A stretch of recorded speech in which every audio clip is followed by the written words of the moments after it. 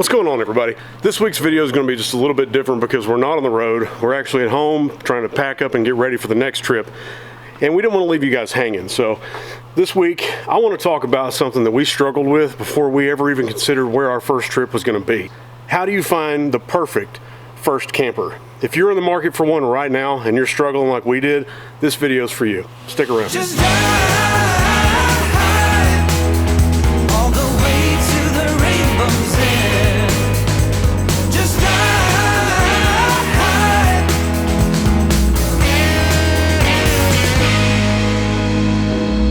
So if you've seen our rig in the other videos and you're wondering what we've got, let me introduce you. We haven't named it yet because we haven't had it that long. Honestly, we've had our camper for about 6 months, which is less time than we spent looking for it, which is kind of pathetic. But anyway, this is a 2016 Coachmen Catalina 261 BHS travel trailer. Of course, being a travel trailer means its bumper pull from the tongue all the way back to the bumper is just under 30 feet, but we always say it's 30 feet. We bought this slightly used, but it was in great condition, and I'm glad. That's bugging me. Hang on a second. I need to fix that.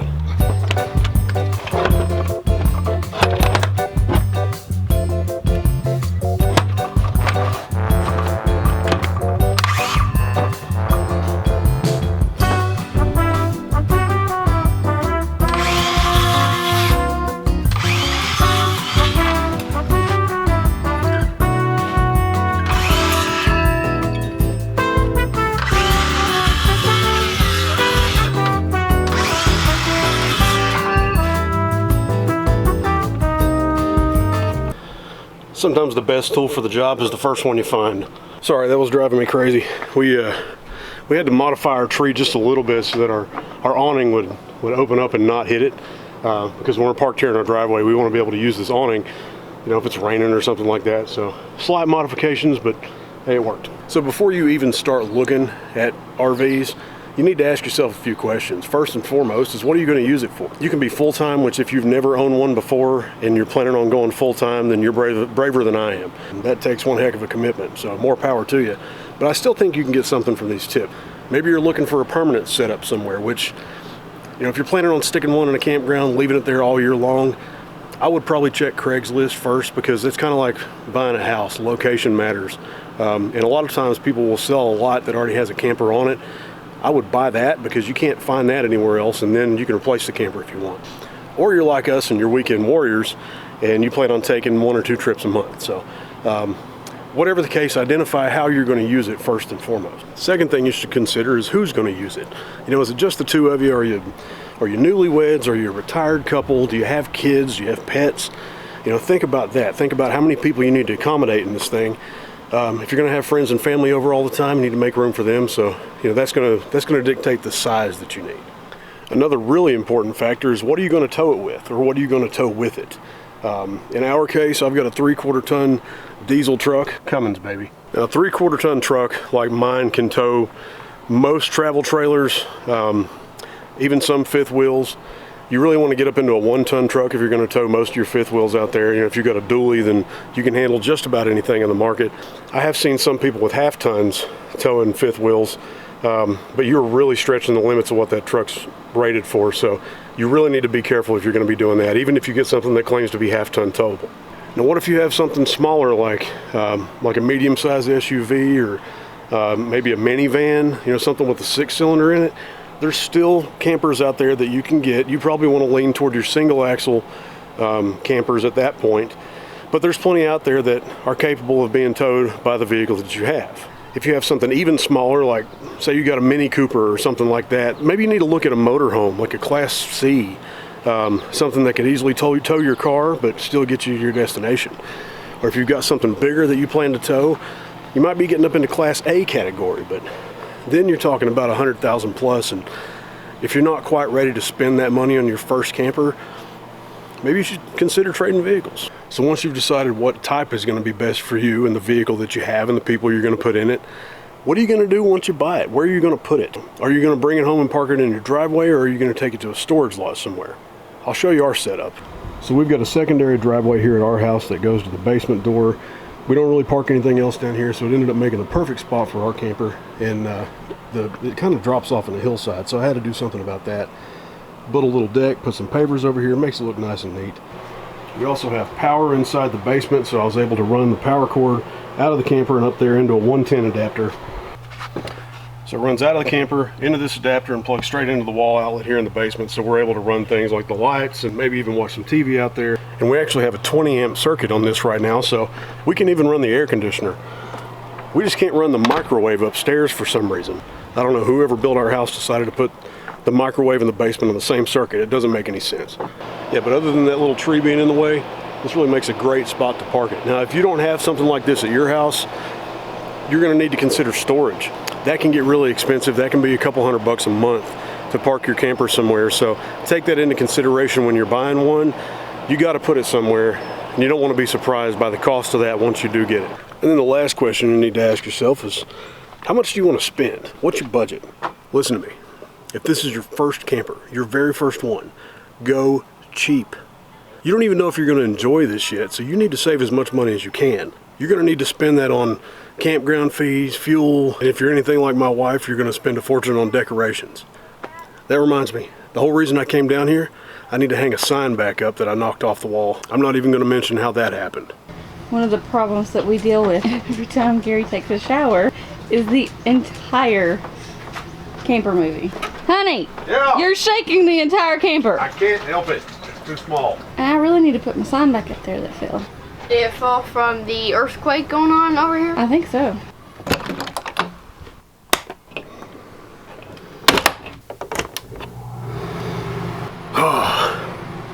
Glad nobody's using the microwave right now.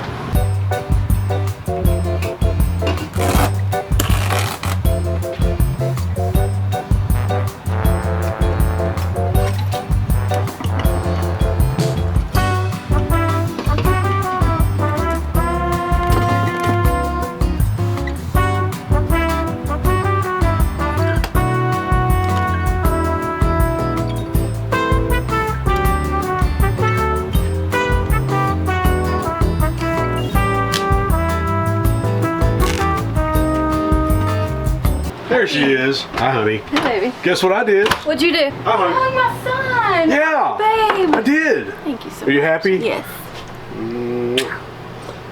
So I've been talking about how to find the perfect first camper, and I know that's something that we dealt with. I thought you might have a little bit of input on that. So let's talk about it. You want to? Sure. Okay. Where do you want to sit? How about over here next to this nice sign that I just hung up for you? So once you've figured out which type of RV is going to be right for you, the next step is to actually go out and buy it. And we've got a few tips to try to make that experience a little bit smoother. Just some of the things that we dealt with. Because like I said, I mean, we've had this thing for about 6 months, and we were looking for the perfect camper for twice that amount of time. So we don't want you to end up in the same situation. Tip number 1, buy used. Seriously, like I said, you don't want to spend a whole bunch of money if you've never been camping before, because you don't know if you're going to like it. You might buy the thing, park it in your driveway, or worse yet, spend that couple $100 a month parking it in the lot somewhere, and you never even use it. The ideal thing to do, find something that's a couple years older. Ours is a 2016 model, but it was in great condition. Couple minor little blemishes, but it was really well taken care of. Took some time to find it, but we did find a used one that fit our needs, and that's what we ended up with. And for no more than we spent on this thing, if we had to get rid of it tomorrow, it wouldn't hurt my feelings at all. We're not going to lose our shirts. Exactly. Why not? I feel like this was a good investment. One that we looked at, one that was similar. It was a brand new. It's a 2018 model. It would have been almost $10,000 more than what we paid for this. And it just doesn't make sense to do that if you don't even know if you're going to use it. It's the same as buying a car. Once you drive it off the lot, it depreciates so much, you're instantly going to lose, about $10,000. Yeah, or more, depending on what you get. Yeah. Speaking of checking all the boxes for your needs, that brings us to tip number 2. Be willing to sacrifice. This isn't exactly what we were looking for. I'll be honest. I mean, there was a lot of things that I wanted. There was a lot of things that she wanted, and we had to give up those things. Like, for example, I wanted a recliner that stared at a TV, because that's my favorite thing to do. I'm making myself sound really lazy right now. That's my favorite thing to do in the afternoon is plop down on the recliner, grab a cold drink, turn on some TV. I wanted a kitchen island just to help me get food prepped really quickly and way easier. I didn't get that. I barely have any counter space over there right now. So I use the table for a lot of it. But, you know, I can sit down and chop the vegetables that I need to, or the meat, whatever I need to do. So I made it work. And I like to cook outside, so I really wanted an outdoor kitchen just so I could have the sink and the fridge out there. Didn't get that either. So there were a few things that we really wanted, but at the end of the day, those were wants. They weren't needs. So let's talk about what we needed. We needed something that I could tow with my truck. I've got a 3/4 ton diesel Cummins, baby. I could tow a lot with my truck, so that wasn't really an issue. Check that box. We needed something with bunks for the kids, because we got 2 kids, and they needed a place to sleep. I didn't want to be pulling out the couch every night and give them, you know, have to make the bed for them. I wanted them to have their own little space so they could just crawl up in the bunk and go to sleep and keep all their stuff there so they could have their own little private time. You know, that was important. I had to have storage. Storage is a big deal. Yeah. We take a lot of crap with us when we go camping, probably too much, way more than we need. We're learning how to... But it's there. Yeah. We have it just in case. Yeah, and we're slowly learning how to get rid of some of that, how to get by with a little bit less. But, you know, storage is kind of a big deal. And we needed a place that we could all sit down and eat dinner together. Mm-hmm. So that's this table that we're sitting at right now. All 4 of us can fit around this thing. Mm-hmm. You know, we looked at some that didn't have that, believe it or not. You had to sit on the couch. We looked at some really nice toy haulers that had a couch that could fit 10 people, but you had to pull out these little tables and stick in there like TV trays, and we didn't really like that, you know. That's one thing that we like to do. We do it here at our house. We sit down at the table, we sit across from each other, and we eat dinner and we talk about things. So that was a necessity to us. So what we recommend, make a list of your needs, make a list of your wants, and then cut both of them in half. Because some of the things you think you need, you don't really need. And some of the things you think that you want, you don't need those either. That's going to help you a lot when you start looking at the used ones and you've got limited inventory. You're going to find something that's going to fit your purpose pretty well. So as you're out there trying to find something on these used lots, you're going to do a lot of traveling to try to do that. So to make it a little bit easier, that brings us to tip number 3. Stay local. Get on Google, look for RV dealerships. I guarantee you've got at least a couple of them within an hour of where you're at. You don't want to drive too far to try to find something. Yeah, there's not as many of them out there as there are car dealerships, but you don't want to go too far. Reason being, you know, as they start getting in this inventory, you want to be able to zip down on the weekend and check it out and start, you know, take some time to look through and see what's right for you. Find a local dealer that has a good reputation in the service department, because when you're looking for something used, you can feel a little bit better knowing that they've gone through that camper to make sure that everything's going to be good. And if they have any problems, you don't have to drive too far to you don't have to drive too far to make them aware of it. They can take care of it for you. And also with the local dealer, when it comes time to take care of those little problems that are inevitably why can't I say the word inevitably? I don't know. I just did it. That way when it comes time to take care of those little problems that inevitably pop up, I said it that time. Yeah. You won't have to drive very far to handle it. Tip number 4, buy in the off season between November and February. We bought ours in January, and I think we got a great deal. We had a limited selection.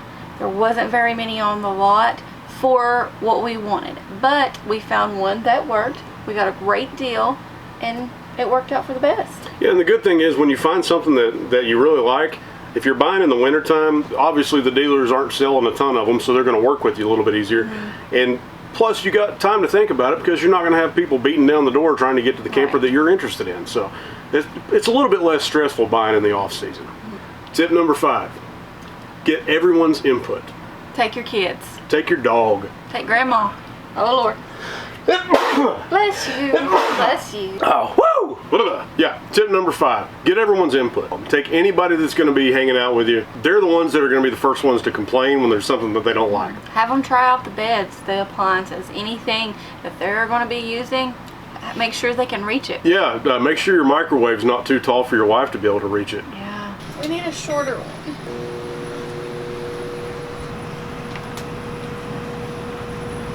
Tell me when it explodes.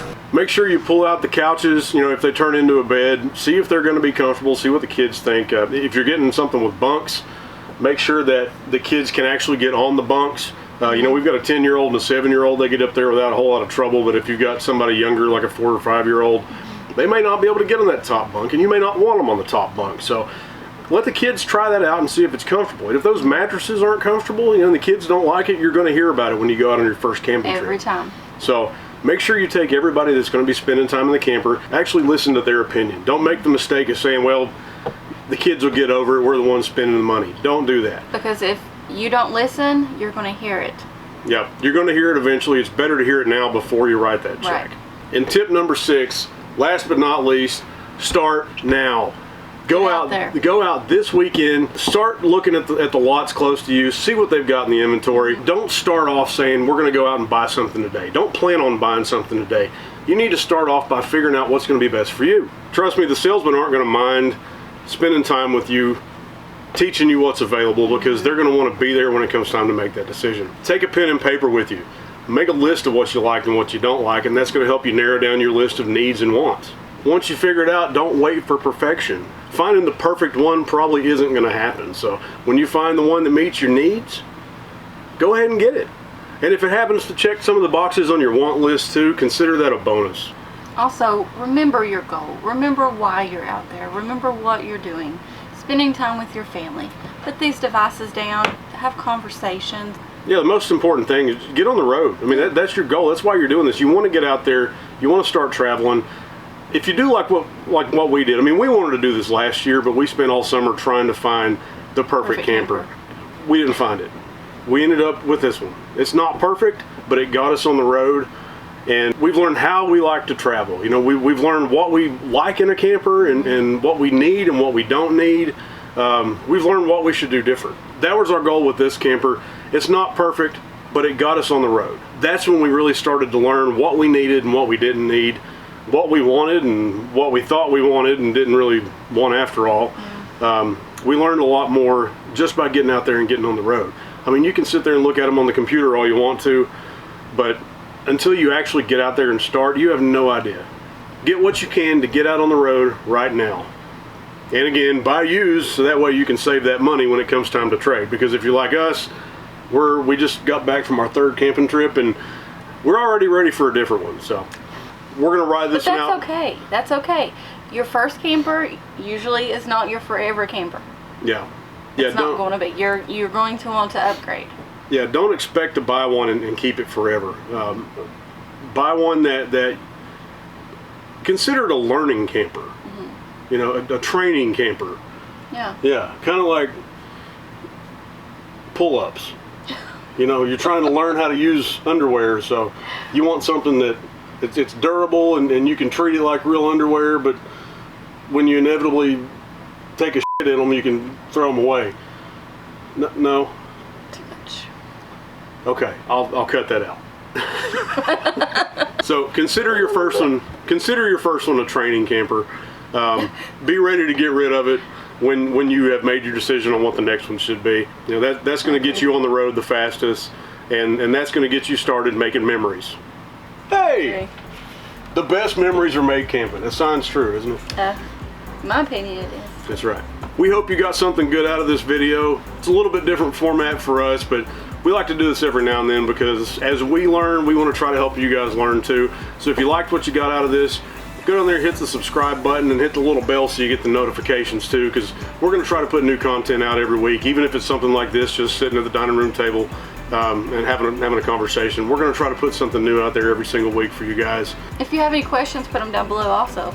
Yeah, help us out. Let us know what we can help you with. We're still new at this, so we may not have all the answers, but we're going to try our best to get them for you. In the next video, we're going to talk about once you've made that decision and once you've purchased your very first camper, what are the bare necessities that you need? Because let me tell you, it doesn't come with them. We had to figure that out the hard way too. So we're going to go over some of the bare necessities you need to get started on your very first camping trip. I'm going to put a link to that video right here. And if you're interested in seeing where we've gone in this camper so far, I'm going to put a link to that video right here. Check out our last trip to Branson, Missouri. And what?